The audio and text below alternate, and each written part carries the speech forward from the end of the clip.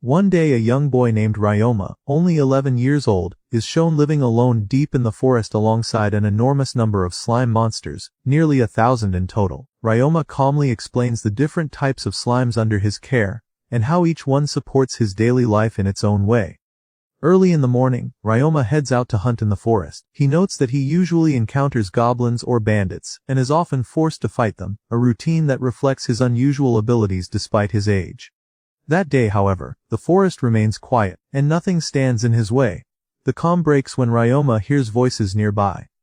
A group of people are calling out while trying desperately to save their companion, Hughes, who is badly wounded and close to death. Ryoma approaches cautiously, first assuming they might be bandits. Once he sees them clearly, he realizes they are not, though he still cannot understand their situation at a glance. He notices Hughes lying on the ground in pain while the others attempt treatment, without success.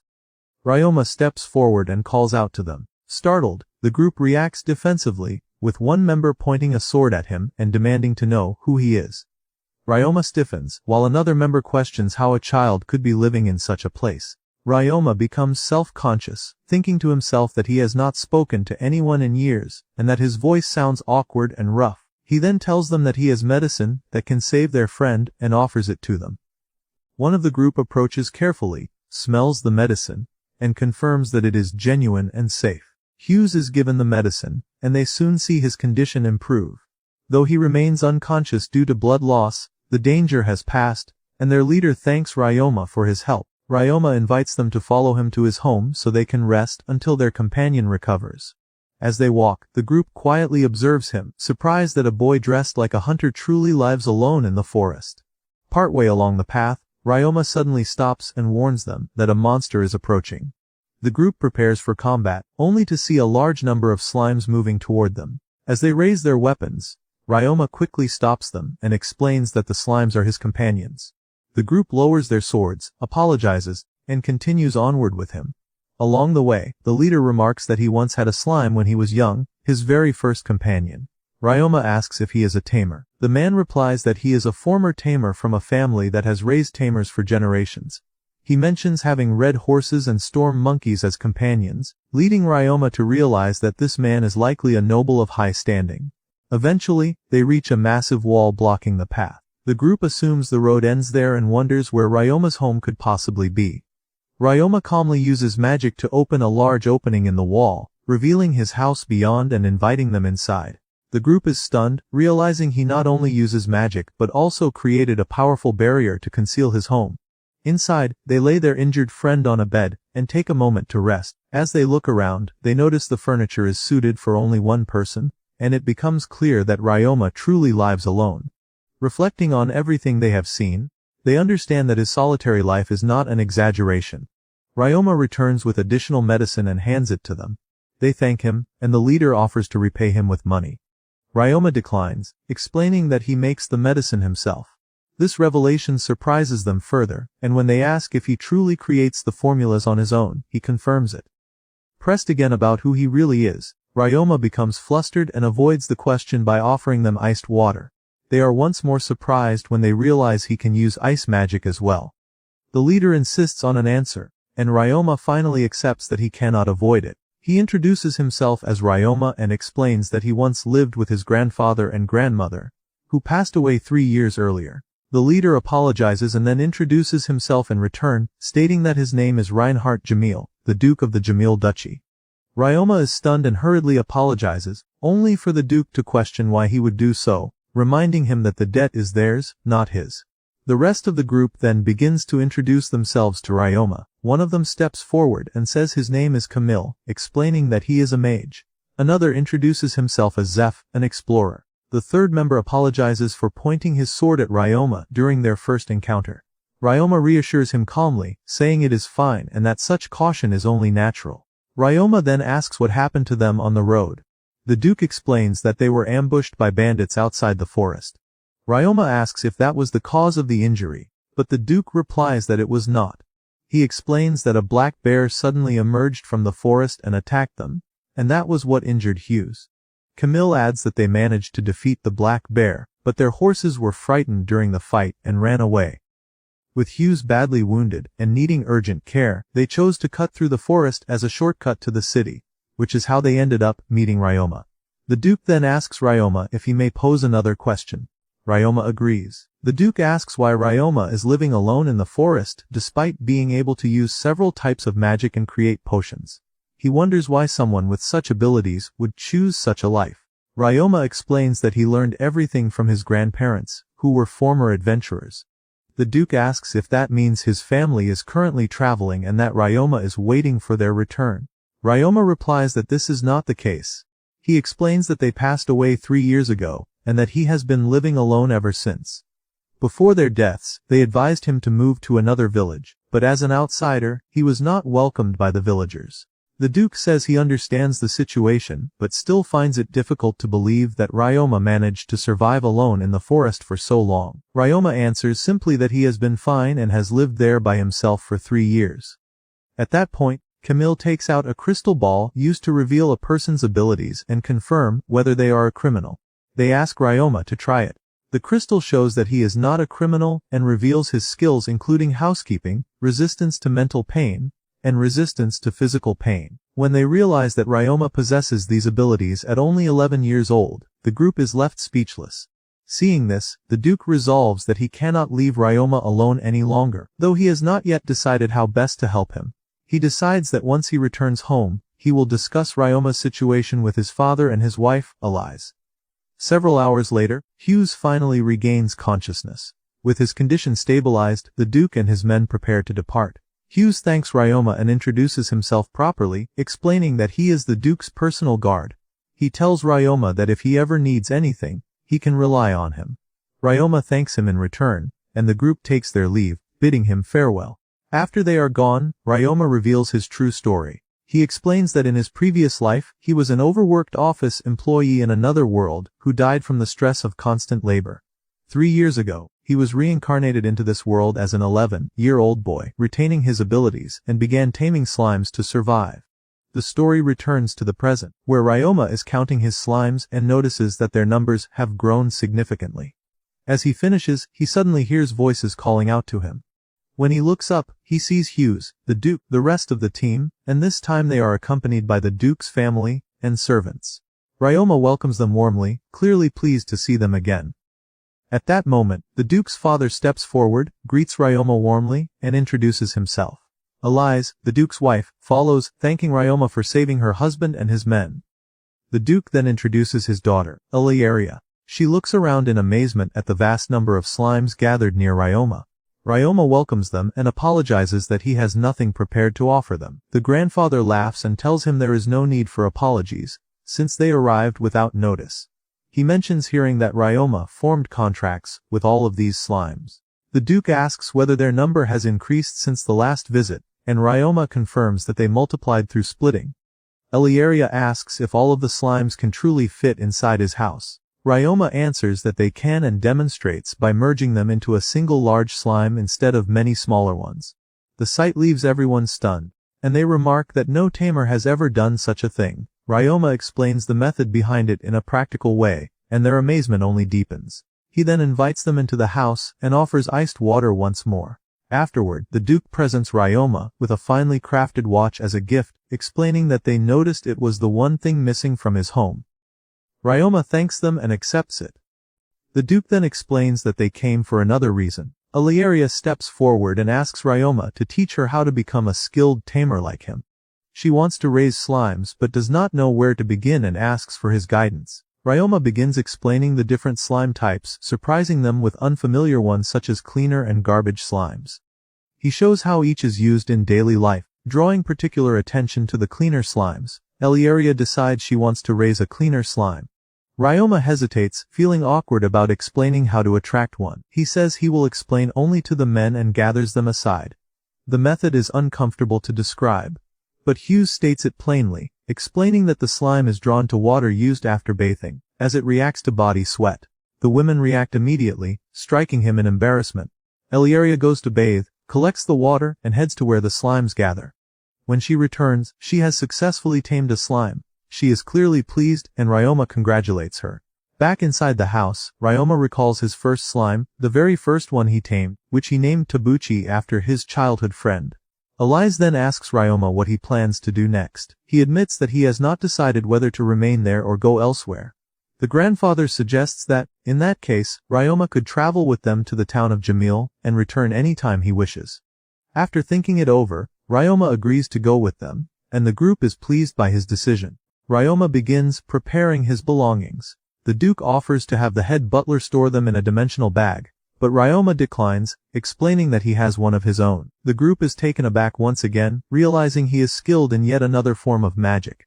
Elise, who is also proficient and passionate about magic, eagerly tells him that she would be glad to help him learn more whenever he wishes. That evening, Ryoma gathers everything from his house. The next morning, the head butler brings out the carriages and horses from storage, and they set off. Ryoma spends the journey in comfort. One day, however, heavy rain causes a landslide that blocks the road, forcing them to stop. The Duke considers taking another route, which would delay them by 3 days. Ryoma puts on his rainproof coat and goes out to help. The others worry about him in the storm and urge caution. Using magic, Ryoma turns the mud into stone, and the slimes move it aside, clearing the path. The problem is resolved quickly, and the Duke thanks him. Elise approaches Ryoma, praising him and expressing her pride. Ryoma feels at ease among them, sensing for the first time what it is like to be part of a family. 3 days later, they reach the town without further trouble.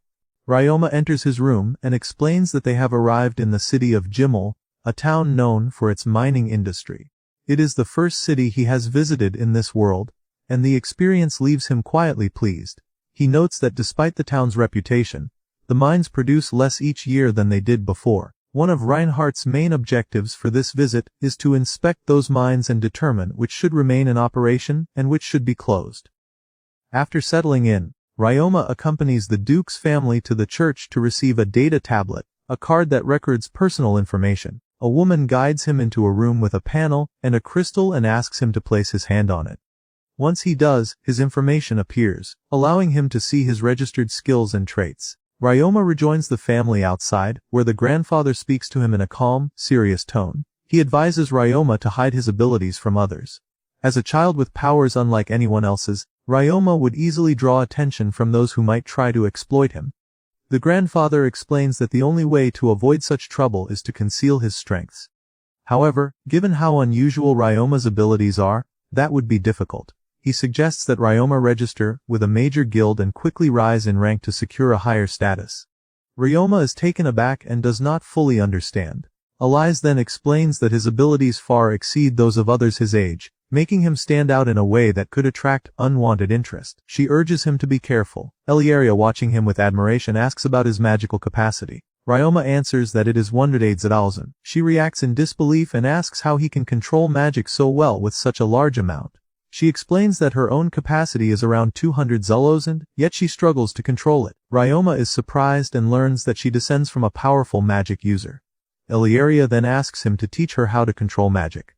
Ryoma explains the reasoning process he used to learn, once again leaving everyone impressed by his clear and logical approach. They leave the church and head to the Tamer Guild, where both Ryoma and Elieria register. The grandfather explains that Ryoma will have difficulty advancing there, since promotion depends on the rank of the tamed beast, and slimes make progression slow. He suggests they move on to the Adventurers Guild instead, confident that it suits Ryoma better. At the Adventurers Guild, Ryoma must take a combat test to register. The family watches closely as the test begins. The first trial involves shooting stationary targets with a bow. Ryoma uses his hunting skills to strike each target dead center with speed and precision, surprising everyone present. The second trial involves moving targets in the form of flying discs, inventions created by someone from another world, the same person who introduced firearms known as Shujan. Ryoma again hits every target accurately. In the middle of the test, the examiner suddenly throws a knife at him. Ryoma blocks it instantly and counters without hesitation. The examiner stops the test, and Ryoma apologizes for reacting so quickly. The examiner laughs and explains that he only wanted to observe Ryoma's response. He admits he was curious why the entire Ducal family was watching the test so closely. It is then revealed that the examiner is the guild master himself. In the office, the guild master informs Ryoma that he is now a rank G adventurer, with the potential to rise all the way to rank S. He explains that Ryoma is free to choose quests from the board downstairs. Ryoma goes down and meets the receptionist, who tells him he may take any quest suited to his rank. After looking over the board, he selects a house cleaning job, knowing his slimes can handle it easily. The next day, Ryoma gathers his slimes and sets out. The Duke's family sees him off and wishes him well. He arrives at the house for the job, where a cat person greets him and asks if he is truly there to clean. A strong odor drifts from the house, catching Ryoma off guard. He introduces himself, and the woman introduces herself as Mia, thanking him sincerely for coming. Ryoma quickly understands the situation in the house. A massive amount of garbage has accumulated in the basement due to the waste being dumped there. He begins by using the garbage slime to consume all of the trash. After that, he releases the organizing slime to restore order to the space and then uses earth magic to seal the damaged wall. The entire task is completed smoothly in only a few hours. Mia watches in disbelief, unable to process what she is seeing. When Ryoma asks her what she thinks of the place, she breaks into tears, overwhelmed with relief, and thanks him repeatedly for what he has done. Seeing her reaction, Ryoma feels satisfied and tells her that the job is finished. She agrees and signs the mission completion form. Ryoma says his goodbyes and returns to the Adventurers Guild in high spirits to report his success. The receptionist is surprised to see him back so soon, and even more surprised to learn that the mission is already complete. Ryoma brushes it off as nothing special. When she hands him the reward, he hesitates, asking if the amount is not too much. She explains that the payment is appropriate and that Maya herself requested an increase. Ryoma still feels it is generous, but he signs the documents confirming completion and receipt of the reward. The guild master then calls Ryoma over and takes him into a private room. He remarks that Ryoma seems to have cleaned Mia's house thoroughly. Ryoma asks if he knows Mia, and the guild master replies that she is an adventurer as well, though he never imagined anyone could deal with her basement. When he asks how it was done, Ryoma answers simply that he relied on his slimes and a bit of magic. The guild master nods and tells him that his skills are needed for another job. Ryoma immediately mentions the public toilets request. The guild master is caught off guard and asks how he knew. Ryoma explains that he saw it posted on the board. The guild master then says there is no need for further explanation, and reveals that the task was commissioned by the government. It began after they refused to pay sanitation workers, a situation tied to the recent decline in the city's revenue. Ryoma responds that he heard about the reduced output from the steel mines. The guild master confirms this and explains that the city attempted to cut costs from its management budget. They offered unreasonable justifications, and as a result, no one was willing to take on the work. Ryoma calmly tells him not to worry and says he will prepare and begin the task the next day. The guild master thanks him and assures him that the reward will be substantial. Ryoma then suggests informing the Duke about the issue, saying that he believes the Duke could resolve it. The guild master asks what led him to that thought. Ryoma replies that the Duke's family welcomed and helped him despite not knowing who he was and without expecting anything in return. The guild master agrees and decides they should report the matter. That evening, Ryoma meets with the Duke's family and explains everything that has happened. The Duke reacts with anger and immediately calls for the head butler. He asks whether the government office reports claimed that city expenses had remained unchanged. He states that if Ryoma's account is accurate, then this points to clear embezzlement of public funds and orders an investigation at once. He thanks Ryoma, saying that it is because of him that these crimes were uncovered. The grandfather is equally furious, calling such acts unforgivable. The entire family is visibly upset as they begin to explain to Ryoma why the job existed to serve the public. Those facilities were meant to provide comfort for travelers and steady work for common people who depended on such labor for their income. The next morning, Ryoma heads to the toilets to begin the task. The stench is overwhelming as soon as he arrives. He calmly releases his slimes and assigns them throughout the area. Hours pass as they work together, and by the end, the entire place is restored, clean, and orderly. During the process, Ryoma notices his slimes multiplying at an unusual rate. As he investigates further, he discovers the presence of a waste swamp beneath the site. He immediately heads to the Adventurers Guild to report what he found. By chance, the Duke's entire family is already there, speaking with the guild master. Ryoma explains the situation in front of everyone and reports that the contamination is contained, as the swamp has not spread beyond the area. Elise steps forward first and asks if he is all right. Ryoma reassures her that he is fine, explaining that he cleaned himself thoroughly and made sure not to bring any contamination with him. She clarifies that this is not what she meant and asks whether he feels any pain or physical discomfort. Ryoma is taken aback by their concern and feels a quiet warmth at the fact that someone is worried about his well-being. The guild master explains that the contamination Ryoma discovered is a form of harmful magic that can affect both the body and mind if exposure continues. Ryoma interrupts and states that he wants to handle the mission himself and take responsibility for treating anyone affected. The guild master asks if he still intends to proceed despite knowing how dangerous the contamination is. Ryoma answers that eliminating the source is necessary. He asks only that the area be sealed off so no one enters until the purification is complete. Eliaria voices her concern, saying the task sounds dangerous for him. The grandfather suggests sending a full workforce instead. Ryoma thanks them for their concern, but insists that involving others would only put more people at risk of serious illness. He asks to be allowed to handle it with his slimes. Elise asks if that means he can remain outside the area. Ryoma explains that the slimes cannot manage everything alone, and that he must assist with large surfaces like walls and ceilings. He shows them his skill panel and reassures them that his resistances allow him to endure the work safely. With that settled, Ryoma returns to the site. A full team of adventurers remains nearby solely for protection. He resumes cleaning, working steadily. During the process, Elise and Eliaria arrive with food and potions, worried about his condition.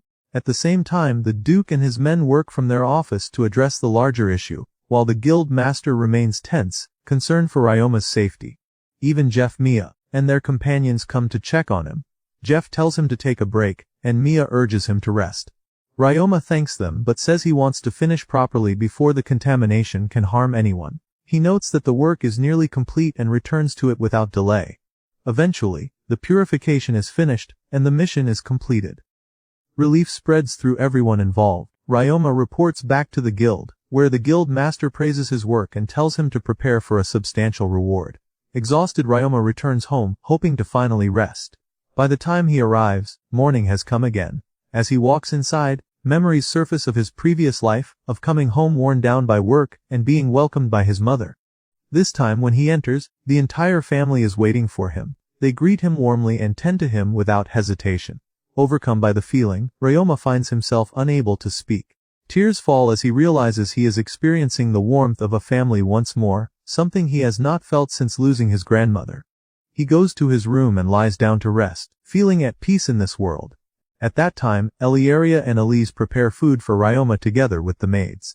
The head butler offers to wake him, and Eliaria thanks him quietly. When Ryoma wakes and sees the elaborate breakfast laid out before him, he looks surprised and asks if Eliaria truly woke up early to make all of it. She answers that she did, with help from her mother and the others. Hughes adds that she has a request she wants to ask of him. Eliaria, slightly hesitant, asks Ryoma to teach her magic play so she can improve her control, just as he explained before. Ryoma agrees without hesitation and asks if that is why she prepared the meal. When she answers yes, he thanks her sincerely and begins eating with clear appreciation. She asks how it tastes, and he tells her it is delicious, which visibly relieves her. As everyone praises the food, Hughes interrupts by questioning the combination of meat and eggs. The women react at once, and Hughes quickly falls silent, focusing on his meal. After breakfast, the head butler serves Ryoma tea and asks what he wishes to learn next. Ryoma answers that he would like to study offensive magic. Camille immediately responds that he will teach him. Ryoma thanks him, and they move to an appropriate training area. Ryoma asks Eliaria if she specializes in fire and ice magic. She confirms it, and he remarks that both are difficult to control. He explains how ice can form patterns and fire can be shaped like fireworks, then asks her to try. He also asks if she can use water magic. She says she is not skilled with it, but will try. Ryoma demonstrates by creating water and air bubbles that float gently. Eliaria watches with fascination and then attempts it herself, succeeding, though her bubbles collapse more quickly. Ryoma explains that he imagines the water as the viscous fluid inside a slime, which helps maintain its form. Eliaria follows his advice, tries again, and this time succeeds. Pleased with the result, she smiles openly. Ryoma then shows how to create a large bubble, and they pass it between them, sharing the moment. After that, he shapes the magic into a fish that swims through the air, leaving everyone watching in silence. Eliaria thanks him earnestly for teaching her. Ryoma then joins Camille to learn offensive magic.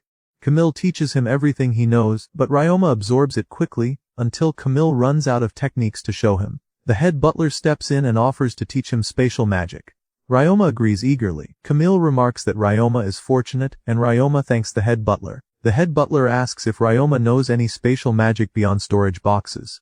Ryoma replies that he can also use teleportation. Asked to demonstrate, he does so, leaving the head butler impressed. He tells Ryoma that he is ready to learn advanced spatial magic, including rotation and home dimension techniques. Ryoma asks if that is truly possible, and the head butler assures him that spatial magic follows consistent principles. He begins with rotation magic, which relies on a clear mental image of the destination. Ryoma succeeds and thanks him. Next comes home dimension magic, an advanced form of storage with far greater capacity. Ryoma practices until he gains stable control, though the effort leaves him exhausted. He asks if this means he can now carry his slimes inside it, and thanks the head butler again. The head butler praises his dedication and suggests returning, noting that it has grown dark without Ryoma realizing it. The following day, they travel to the abandoned North Geol mine to train Elyria in monster combat. The Duke explains that it is the duty of nobles to protect their land and citizens from threats. Ryoma asks if this applies to women as well. The grandfather answers that it applies to every member of the ducal family. Elias adds that nobles are trained in combat, magic, manners, governance, and economics as part of that responsibility. Ryoma acknowledges this, and Elyria explains that it is why she will soon go to the royal capital. Hearing this, Ryoma feels a quiet sadness at the thought of being alone again. When they arrive at the mine, he opens his home dimension and releases his slimes. Hughes asks if they are ready, and together, Ryoma and Elyria enter the mine. The first monster appears inside the mine, and Elyria is allowed to face it herself. She casts ice arrow and fires, but the attack misses. The monster rushes forward, and she releases another arrow, striking it cleanly and bringing it down. Relief shows on her face as she realizes she has won. Next, it is Ryoma's turn. 4 monsters emerge at once. The group prepares to intervene, but Ryoma calmly tells them he will handle it. Elyria wishes him luck. Ryoma draws his 2 knives and moves forward, closing the distance in an instant. He evades their attacks with precise steps and brings them down one by one with swift, controlled strikes. Elyria and the others watch in silence, struck by the speed and accuracy of his movements. His technique leaves no wasted motion. After that, Ryoma and Elyria continue deeper, defeating monster after monster without difficulty. Once the area is secure, they decide to withdraw from the cave. As they are leaving, Elyria notices a metal slime nearby. She reacts immediately, surrounding it with an ice barrier before it can escape. She brings it to Ryoma and offers it to him as a gift, thanking him for teaching her magic play. Ryoma hesitates and asks if she is certain. She answers without doubt.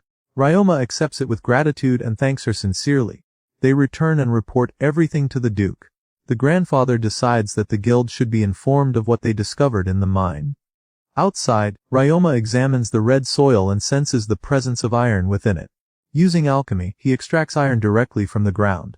The result draws immediate attention. Everyone watches in disbelief as the metal forms. The grandfather laughs softly and remarks that there is someone he meant to introduce to Ryoma earlier. He brings him to meet Reinbach, the owner of the Morgan Trading Company. Ryoma shows Reinbach the iron he produced. Reinbach inspects it carefully and expresses genuine admiration, calling Ryoma a true alchemist. Ryoma then shows him other items he has created, leaving Reinbach speechless. Ryoma and the Duke agree that Reinbach will handle the distribution of Ryoma's products. Ryoma insists, however, that his involvement remain confidential. Reinbach asks why. The Duke explains that if word spreads about Ryoma's abilities as both an alchemist and creator, people will attempt to exploit him. He also states that all profits should go directly to Ryoma. Ryoma is taken aback and says that is far too much. The grandfather answers calmly that none of them need the money, and that Ryoma deserves what comes from his own work. Ryoma lowers his head in thanks, clearly moved. After returning home, Ryoma tests the metal slime by examining how different attacks affect it. He confirms that physical force and magic have no effect, discovering that only acid can damage it. Not long after, Maya arrives with her adventurer team and calls out to him. Jeff asks if he is ready to leave. Ryoma invites them inside briefly, gathers his slimes, and heads out with them to the next location. As he departs, Ilya wishes him luck in monster hunting. Ryoma and the team arrive at the mines where the guild master explains the situation. The monsters inside consist mainly of mantises, bats, and small rat creatures. Their numbers are expected to be large, which is the main concern, so he warns them to proceed carefully. Once inside, Jeff mentions that he heard Ryoma was promoted to rank F. Ryoma confirms that his previous job qualified him for the advancement. Jeff tells him that if he performs well during this hunt, he could be promoted directly to rank E. The group splits into 2 teams. While moving through the mine, Mia asks Ryoma how many slimes he controls. Ryoma calmly lists them: 728 sticky slimes, 323 11 acidic slimes, 3033 scavenger slimes, 11 pure slimes, 2 healing slimes, 1 metal slime, and 1 normal slime, 4 3 and 10 slimes. The number leaves everyone stunned. Wolina asks what weapons Ryoma uses. He explains that he usually fights with a bow but can also use daggers, fight barehanded, and use a small amount of offensive magic. Wolina tells him to focus on flying monsters with magic, since he is the only one on the team capable of attack spells. Mia adds that she can use magic as well, though her capacity is limited, while the rabbit girl says she cannot use it at all. Suddenly, Mia senses movement and warns the group. 3 mantises rush them, but the team dispatches them quickly. Some feel disappointed, thinking the mission might be too easy. Mia, however, says it is better this way, noting that a sudden attack by stronger monsters would have been dangerous. As they continue deeper, Wolina notices a strong bat odor filling the cave. Ryoma proposes a plan to eliminate the bats at once and explains it to the team. They agree that if it works, it would be effective. Ryoma throws a sound bomb while simultaneously casting a sound barrier around himself and his companions. The spell prevents them from being affected. When they move forward afterward, they find the chamber filled with dead bats, their numbers far greater than expected. The team praises Ryoma's quick thinking. Ryoma then enlarges a slime and has it consume the remains in one motion. The hunt continues, and after some time, the team takes a break. Outside, they find a tense scene at the guild. Adventurers have gathered, and the receptionist announces that the situation is urgent. The guild master explains that a team encountered goblins inside the mine, and the reports suggest the existence of a massive goblin village with over 500 inhabitants. The revelation shocks everyone. Ryoma states that the goblins must be eliminated quickly before the threat grows. The guild master agrees and orders an immediate goblin purging operation. The goblin village is located deep within the mine. The first phase of the plan involves spreading adventurers throughout the tunnels to block any escape routes. Once the operation begins, Maya and the rabbit girl enter first, drawing the goblins' attention before retreating and leading them toward a predetermined area. Along that path, Ryoma has already prepared traps. As the goblins pursue, they fall into pits filled with acidic slimes and are eliminated almost instantly. Those that avoid the traps are taken down by arrows from the waiting team. Through this coordinated effort, the adventurers systematically wipe out the goblins. As the fighting continues, it becomes clear that the goblins number well over 1,000, far more than anyone initially expected. The adventurers soon face a serious problem. Their arrows begin to run out, while the number of goblins shows no sign of decreasing. Seeing this, Ryoma decides to end the battle himself. He commands his slimes forward and releases a sound bomb at the same time. The adventurers retreat at once and cover their ears. When the attack ends, the goblins have been completely wiped out. Only then do they realize that nearly 2,000 goblins had been hiding in the area. Just as the group begins to relax, a goblin leader appears, accompanied by several advanced goblins. Ryoma reacts immediately, directing his slimes to overwhelm them before they can organize. The threat is eliminated in moments, and the mission finally comes to an end. Before leaving the mine, Ryoma gathers his companions, and uses his cleaning slimes to wash away the filth covering them. His friends stare in disbelief as the grime they thought would never come off disappears completely. Even so, many decide to discard their clothes, ruined by the stench and the fighting. Outside the mine, Ryoma encounters the researcher Leben, who is astonished by the healing slime's performance. Leben explains that its healing ability has increased dramatically. Ryoma is surprised, as this development was unintentional. Leben suggests that repeated use on the injured may have caused an evolution, making it far more effective. The adventurers then surround Ryoma, thanking him for saving their lives and for leading the effort to defeat the goblins. They are amazed that he can command so many slimes alone. Watching him accept their gratitude, his companions remark quietly that although he is still a child, he is already a true adventurer. The guild master gathers everyone and expresses his appreciation for completing such a dangerous operation. He promises a large bonus reward, and the adventurers respond with open relief and excitement. That evening, Ryoma travels back to town with his friends. Along the way, they bombard him with questions about his slimes, asking what they eat, and how creatures considered weak can become so powerful. As the wagon moves on, Ryoma approaches Jeff and tells him to rest, saying he must be exhausted from the long journey and constant vigilance. Jeff replies that Ryoma should rest as well, knowing how much effort he put in. Ryoma admits that he never expected so many goblins. Jeff answers that they should have prepared better, but such things happen. He insists on continuing to drive and tells Ryoma not to worry. Ryoma thanks him and leans back to rest, thinking quietly about how different this world is from his past life, and how kind the people around him are. When he finally arrives home, Ryoma parts from his friends and goes inside. He sits with the family and recounts everything that happened during the mission. They thank him for his hard work. Ryoma then says there is something important he wants to discuss. He tells them that he has finally decided what he wants to do. No matter how much he thanks them, he can never fully repay what they have done for him. Because of that, he has decided that it is time to leave and begin living independently. Ilya and the family are taken aback by his words and ask why he wants to leave. Ryoma explains that if he continues to rely on them for everything, he feels he will lose sight of who he should become. He tells them that they allowed him to travel with them, join the guild, and become a proper adventurer, but now he feels he has grown too comfortable and wants to take a step on his own. The mood in the room grows heavy. Outside the door, the Duke's men listen in silence. The maids approach to question them, but Hughes quietly asks them to stay back so he can hear clearly. Elise looks at Ryoma and asks if he intends to leave them for good. Ryoma answers immediately that he does not. He says he cares deeply for all of them and only wants to challenge himself again now that he has begun to feel at ease. Elise listens and replies that if that is truly his intention, then she understands. Ilya reacts with surprise and asks why her mother is not stopping him. Elise answers that just as Ilya wishes to go to the capital, Ryoma also needs his own chance to grow. She adds honestly that she feels he is still far too young and that being pampered at his age is only natural. The Duke speaks up, reminding Elise of an earlier discussion. She hesitates, and both Ryoma and Ilya grow confused. Ilya asks what they are talking about. The grandfather answers calmly, saying they had expected this moment to come. He explains that they have seen many children like Ryoma before. The head butler adds that when Ryoma first arrived in the city as a stranger, he immediately registered with the guilds and worked tirelessly, which was unusual. They expected he would eventually voice such a decision, though sooner than anticipated. The grandfather tells Ryoma they will not stop him, but warns him not to place too much pressure on himself, as excessive effort can be harmful. He then lays out their conditions for approving his choice. Ryoma must keep them informed through letters, visit them from time to time so they can see how he is doing, and never hesitate to ask them for help if he needs it.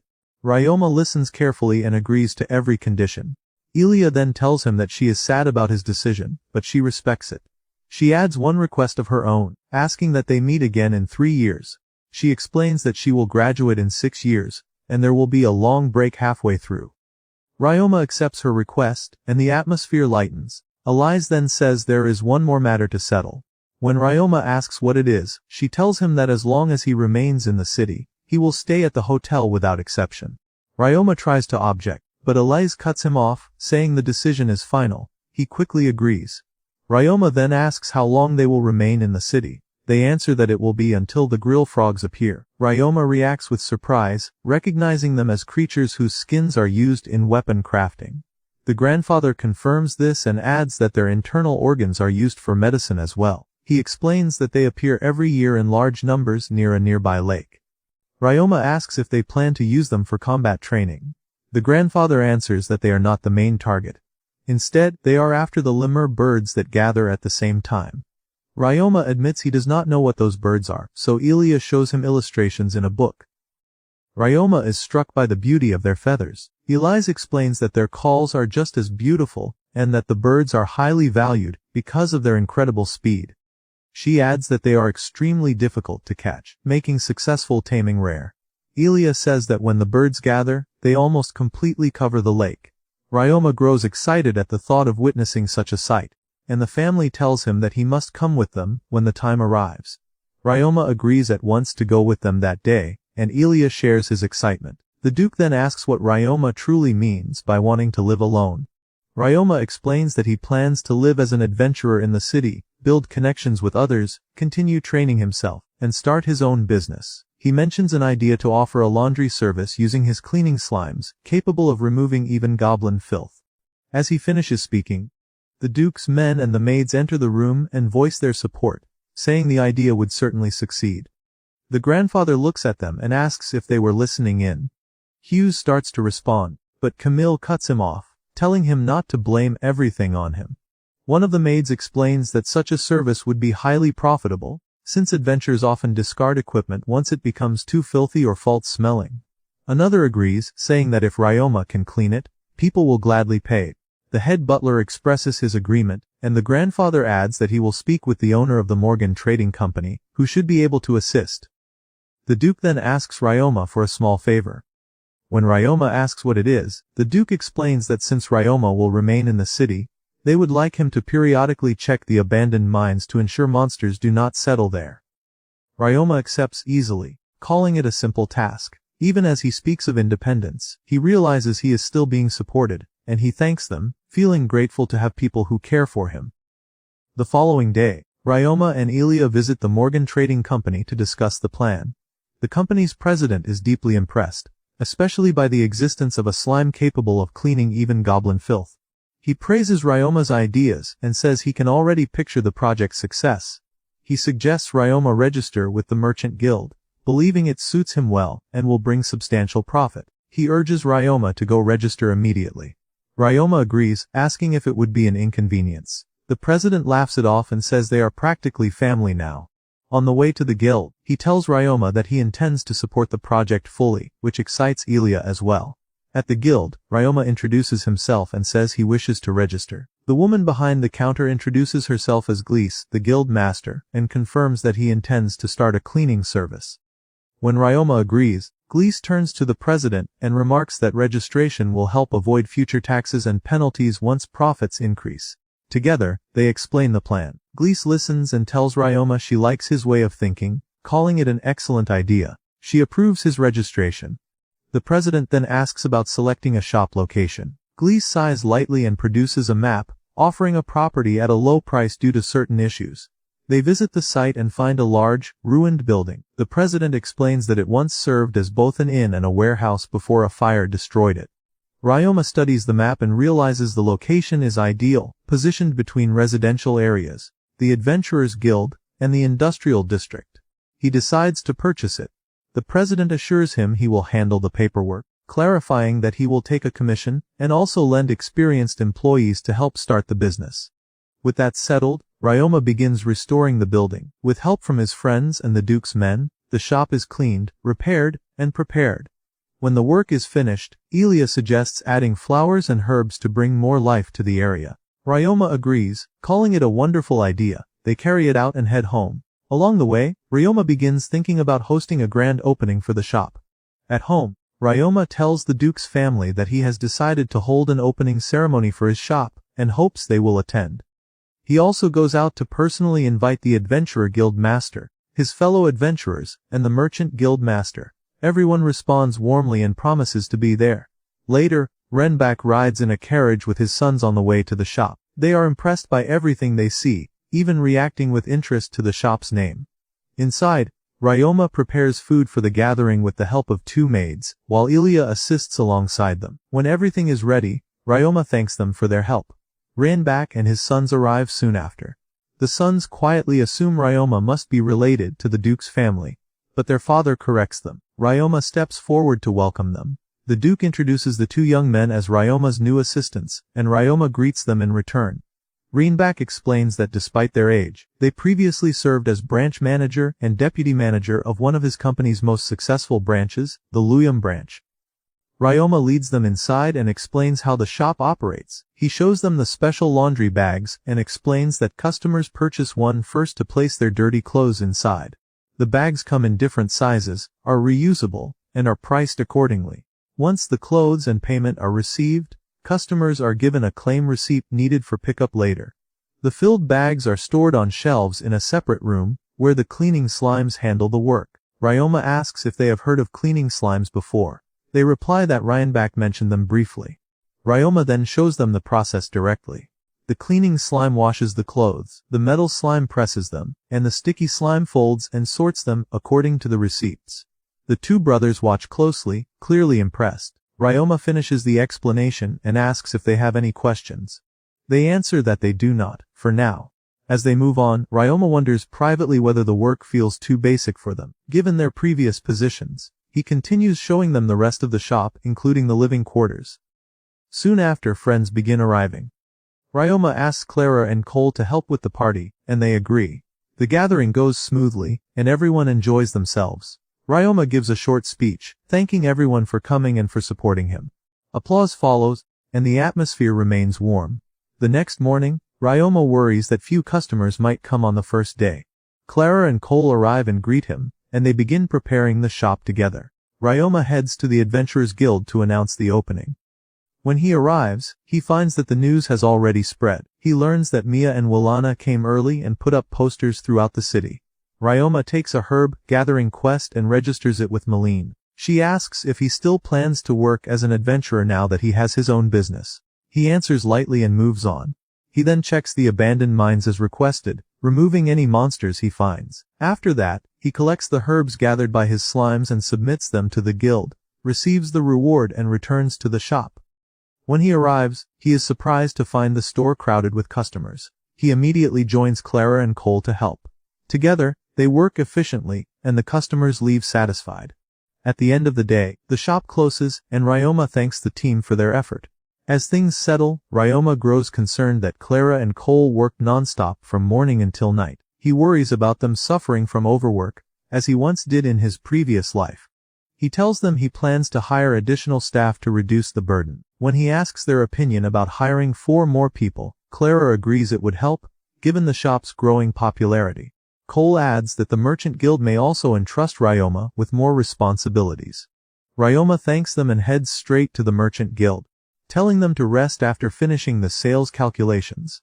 Ryoma goes to the guild, where Glees asks how business went that day. He tells her that it went so well they were overwhelmed with work. Glees smiles and says it sounds like he came to look for new employees. Ryoma admits she is perceptive. She replies that experience makes such things obvious. She tells him not to worry, and says she will gather suitable candidates so he can choose whoever he wants. Ryoma thanks her and returns home. Back at the residence, he tells the family about everything that happened during the shop's opening day. The Duke calls it a great success. Ryoma answers that it is not complete yet, explaining that he wants to ensure customers are truly satisfied so they will return. Ilia reassures him, saying she is confident everything will turn out well. The Duke then suggests that Ryoma visit the town guard next. Ryoma is surprised and asks why. The Duke explains that the guard is made up mostly of men who constantly need their uniforms cleaned, which could become a stable source of income. Ryoma understands and thanks him for the advice. Later, Ryoma goes to his room to rest. As he is about to settle in, Ilia calls out to wish him good night. Ryoma lies down feeling calm and content. In the days that follow, the shop remains crowded, with customers leaving satisfied and pleased by how clean their belongings are. Ryoma visits the Merchant Guild, where Glees tells him that she has gathered candidates capable of handling accounting, and that he should be able to hire someone immediately. Ryoma thanks her, and she replies that this is simply how things should work, since business matters naturally belong to the Merchant Guild. Ryoma meets the gathered applicants, many of whom are surprised to see him and whisper among themselves about who the young boy might be. Ryoma greets them and introduces himself as the owner of Bamboo Cleaning Services. The announcement leaves them stunned. After he explains the nature of the business, most of the candidates leave. Ryoma turns to those who remain and asks for their names and any conditions they might have. An older man introduces himself as Phi and presents his daughter Lei. He explains that his leg is injured, which could be a problem. Ryoma answers calmly that it is not an issue and asks about their salary expectations. Phi replies that they only wish to live decently. Ryoma then asks Lei if she has any requests, and she asks whether they could live at the workplace or somewhere inexpensive. Ryoma tells her that staff dormitories are already prepared. Ryoma then asks one final question, noting that they seem physically capable and are carrying weapons. Phi and Lei are surprised by his observation. Phi admits they were once assassins but explains that it was long ago, and then tells Ryoma their full story. Ryoma listens and asks when they can start work. They are surprised that he accepts them without hesitation. Ryoma explains that if the guild master deemed them suitable, then he sees no issue. They agree to start immediately, and when Ryoma asks if they can also handle store security, they accept gladly. He takes them to the shop, where they admire the building and its popularity. Ryoma asks them not to overwork themselves, and they begin their duties. Ryoma introduces them to Clara and Cole, assigning Fi to reception and Lai to handling the laundry. The workflow improves at once. At the end of the day, Ryoma thanks everyone and asks Clara and Cole to calculate the profits. He then heals Fei's leg using the healing slime, restoring it completely. Fi thanks him deeply. Ryoma shows them their living quarters, which they find comfortable and well prepared. When Ryoma receives the financial report, he is surprised to see profits higher than the first day. Cole explains that as word spreads, demand will grow further, especially given the town's industrial nature. He suggests expansion to other cities in the future. Ryoma says it feels early to discuss that, but agrees to consider it. Ryoma informs Clara and Cole that Fi and Lei will also serve as security, and that this responsibility should be included in their pay.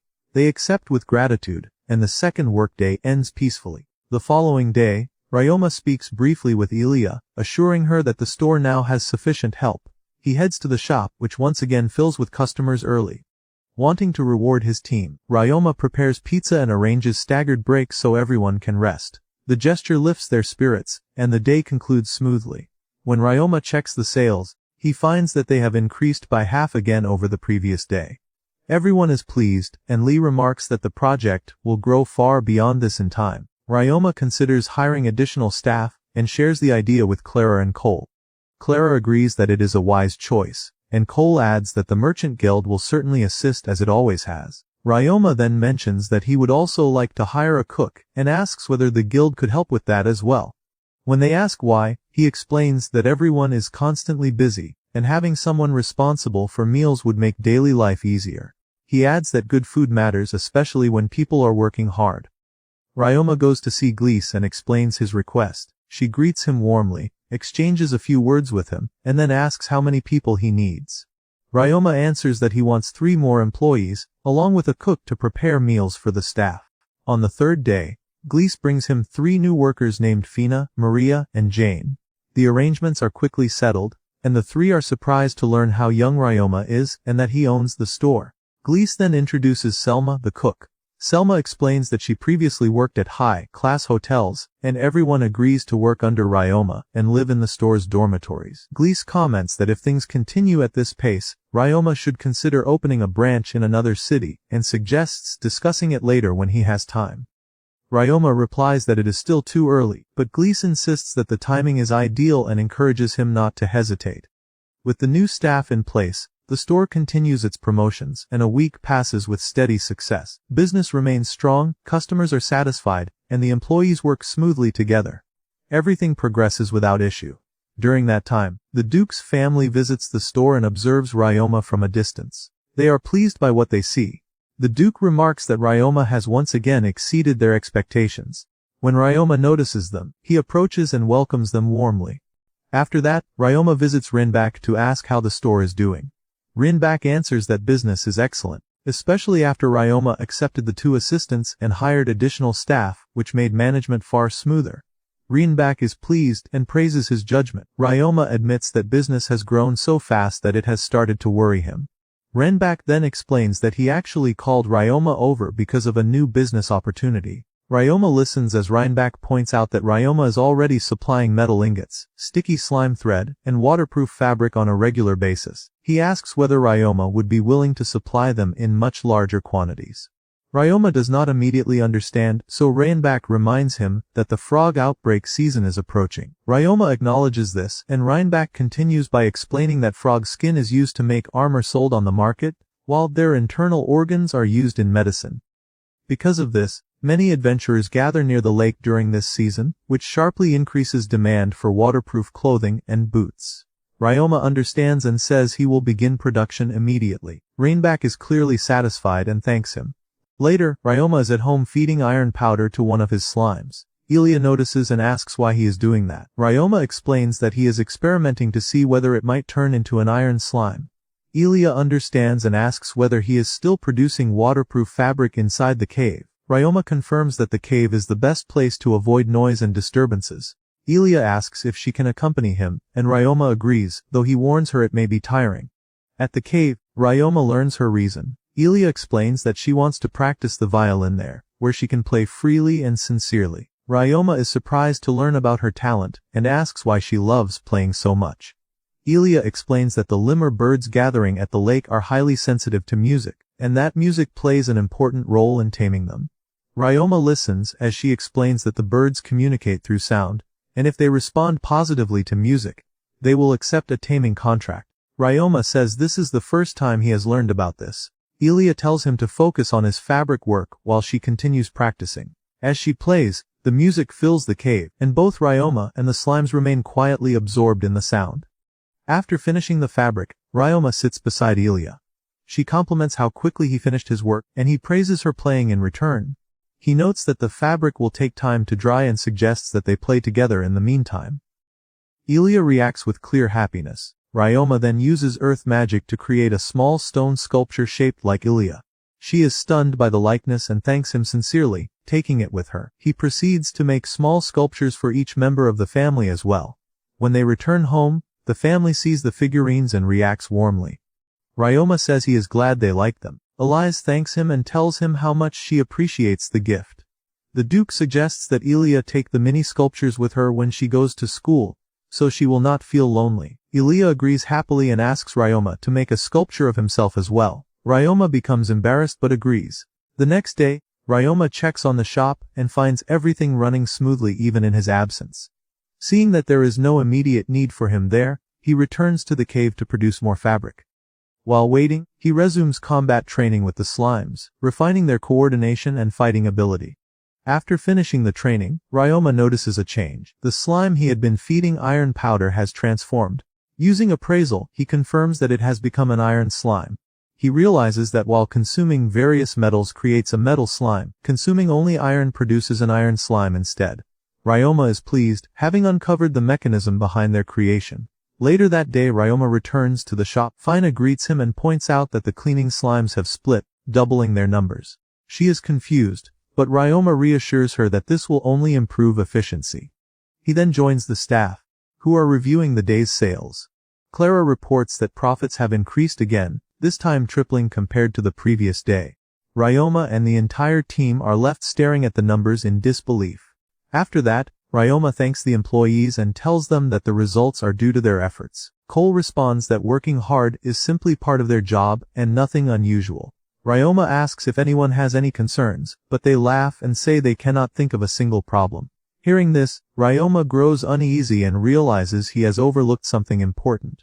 He thinks to himself that he forgot to give them time off and feels troubled by the thought. Fi notices his expression and asks what is wrong. Ryoma apologizes and says he failed to give them proper rest days. The staff looks confused and asks what he means.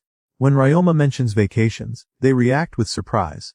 One of them asks if he means scheduled days off. Ryoma answers that this should be obvious. He explains that they could either close the shop one day a week or rotate rest days. The employees react with open joy, which only confuses him further. Clara explains that time off is extremely rare for workers, and that most people are paid very little and lose wages if they miss a day. Ryoma tells them that such practices have no place in his store. He explains that his goal is for everyone to work comfortably and take pride in what they do. When the cook announces that the food is ready, everyone gathers to eat together. Afterward, Ryoma heads to the Adventurers Guild and meets Malene. She greets him and assumes he is there for guild work. Ryoma confirms this and says the store can function without him for now. As he looks over the board, Malene calls him back and tells him about a mission she thinks he will like. She explains that a group of adventurers from Sikkim port has arrived in town, claiming to have captured a very rare slime. Ryoma reacts immediately and asks for details. Malene explains that they tried to sell the slime to the Tamer Guild, but were turned away. Ryoma is surprised and asks if the slime is still available. When she confirms it is, he asks where they are and heads out at once. Ryoma arrives at a quiet, nearly abandoned location and hesitates before entering. Inside, he finds the adventurers and introduces himself. One of them reacts harshly and tries to mock him, but the others apologize. Ryoma says he understands their frustration, knowing they were unable to sell the slime. The man admits that the guild truly refused it. Suddenly, the same man grabs Ryoma by the collar in anger, accusing him of mocking them. Moments later, he collapses, breaking down and calling himself a fool. His companions quickly take him outside. The group's leader then introduces himself as Shin and introduces his partner Kai. Shin asks why Ryoma wants the slime. Ryoma answers simply that he wishes to buy it since they cannot sell it elsewhere. Kai asks why he would want such a slime. Ryoma explains that he studies and collects slimes, and if it is truly rare, he wants it. Shin replies that they would be grateful if he bought it. When Ryoma asks about the price, Shin admits they cannot decide, since the Tamer Guild called it worthless. Ryoma asks to examine it first and promises to buy it if it is something he does not already have. Kai brings out the container. When Ryoma opens it, he sees a strange red liquid inside. He has never seen anything like it before. After a brief look, he tells them he will buy it. He gives them 2 gold coins, leaving them stunned. Kai asks if he is certain. Ryoma says he is grateful to have obtained a new slime species and thanks them. Before leaving, he advises them about the upcoming frog season as a way to earn money while they are in town. They thank him and part ways. Ryoma takes the slime to the abandoned mines to observe it safely. He forms a taming contract, which succeeds. Upon appraising it, he learns that it is called a blood slime, named for its appearance. It possesses the skill bloodsuck, meaning it feeds on blood. Ryoma considers the ability useful, and notes its potential in combat. Later, Ryoma sits with Ilya as she tells him that the family plans to begin teaching her taming magic the next day. She asks if he would like to learn alongside her. Ryoma agrees at once, saying it would be valuable knowledge, and feels genuine excitement at the thought. The next day, the entire family gathers at a suitable training ground. Elise asks Ilya and Ryoma whether they understand taming magic. Ilya answers that taming is about communicating properly with a monster and building a strong bond. Elise agrees and explains that today they will learn shared sensory magic. Ryoma looks surprised, so she adds that sharing senses makes it easier to receive information from monsters and understand when they are in danger. The Duke explains that this magic is unique to taming and is difficult to apply to summoning. When Ryoma questions why, the Duke clarifies that summoned creatures are connected by only a single link, which makes shared perception unstable. The grandfather adds that using shared senses effectively requires experience and time spent with one's monsters. Even so, today's training will be done with birds. Ilya asks if they will not be using the slimes they brought. Elise answers that slimes are unsuitable for this lesson, since it is hard to judge the effect. The Duke explains that even if senses were shared with a slime, there would be no meaningful sight, sound, smell, or taste to perceive. Elise instructs them to begin and tells them to connect with the birds. The birds are released and both Ryoma and Ilya focus. Ryoma succeeds almost immediately, and Ilya follows soon after. Elise tells them the next step is to share senses, explaining that no spoken spell is needed, only concentration and a clear mental link. At first, neither fully understands. Ryoma focuses intently as Elise advises him to picture what the bird is seeing. To him, it feels similar to observing through a distant device. As the connection forms, he succeeds, but the sudden shift in perspective unsettles him. Elise, the Duke, and the grandfather all react with surprise. The Duke remarks that Ryoma's progress is remarkable. Ryoma explains that he believes the connection worked because he can see himself through the bird's eyes. The grandfather praises him, noting that this magic is known to be difficult. The Duke reassures Ryoma that the discomfort is normal and advises him to close his eyes and focus solely on the bird's vision. Ryoma follows the advice, and the sensation becomes manageable. Ilya struggles more, finding the experience strange and difficult. Ryoma realizes privately that his ease comes from imagining familiar concepts from his past, while Ilya has no such reference. As training continues, Ryoma's bird takes flight, and the view from above fills him with quiet excitement. After some time they pause for tea. By the end of the session, both Ryoma and Ilya have successfully mastered shared sensory taming magic. The grandfather praises their progress. The Duke admits that he expected this lesson to challenge Ryoma, but once again, Ryoma exceeds expectations. Elise asks Ryoma if this was truly his first time connecting senses with a monster. He confirms it was. She asks if he felt anything unusual and he answers that he did not. She tells him that this suggests a strong affinity with bird-type monsters. Ryoma asks what she means, and the Duke explains that every tamer has natural compatibility with certain types. Ryoma says he is confident his strongest compatibility lies with slimes. The Duke agrees, pointing out that such a bond is evident from the number he has tamed. The grandfather adds that understanding one's affinity is what allows a tamer to truly excel, and that experience is essential. Ryoma then asks the grandfather what his own specialty is. The grandfather answers that his strength lies in raising reptiles. He explains that while he cannot tame many at once, he can manage at least one exceptionally powerful creature. The Duke adds that his own specialty is four-legged monsters, though bird-type creatures remain difficult for him. As Ryoma turns his attention to Elise, a powerful presence suddenly appears, making him tense. Elise reassures him and apologizes for the surprise, explaining that the creature is Lowarg, her tamed beast. Ryoma asks if it is a legendary monster. Elise clarifies that it is a Fenrir. She explains that while Fenrir are legendary beasts, this one is still young. It resembles a wolf, can use ice magic, and is undeniably powerful. Ryoma is left stunned and comments on how incredible it is for a monster to wield magic like that. Elise explains that Lowarg is the leader of its pack, which allowed her to tame around 20 Fenrir-type monsters. She then adds that she also controls nearly 100 mutant wolves. Ryoma is left speechless, and Elise simply says that mutant wolves are her specialty. The Duke remarks that Elise is among the most skilled tamers in the country. He admits that watching her abilities once gave him an inferiority complex. Elise responds that he was always more interested in swordsmanship, and that he does not lack talent himself. The Duke replies that compared to her and her father, he never felt truly suited for taming. Ryoma remains overwhelmed by Elise's strength and the sheer scale of her monsters. Seeing him lost in thought, Elia asks what is wrong. Ryoma replies that he was wondering how he ended up surrounded by such extraordinary people. Elise tells him that if he finds them impressive, then he has yet to see Reinback at his best. She explains that Reinback controls fewer than 20 mutant monsters, but nearly half of them are dragons. Ryoma is completely stunned. The grandfather laughs and downplays it, saying he was simply fortunate. He explains that his first monster was exceptionally strong, and the other dragons eventually followed its lead. Even so, he only summons them in extreme situations, as the chaos would otherwise be uncontrollable. Ryoma says he understands. When he asks what the mutants usually do, the grandfather explains that they live in mountainous territory owned by the kingdom, guarding it from dangerous monsters that might escape. Elise adds that her wolves guard a different mountain rich in valuable medicinal herbs, preventing hunters from entering. With everyone rested, she suggests returning to training. Several days later, Ryoma sits in his shop with his adventurer friends, discussing the approaching frog outbreak.